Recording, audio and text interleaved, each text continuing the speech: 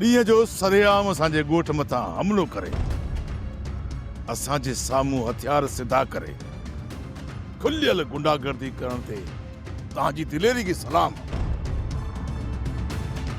अकबर खान असां सिधा सवा माण्हू असां सिंधी रांदि खेॾंदा आहियूं कोडर ऐं कुल्हाड़ीअ सां। इन ताश जे पतन मां असां कुझु बि न ॼाणूं। इन ताश जे पतन जो त तूं माहिर आहीं ऐं इहो त तूं बख़ूबी ॼाणी थो त बादशाह खे कट करण जे लाइ कीअं तुर्प जी राणीअ खे इस्तेमालु कबो आहे।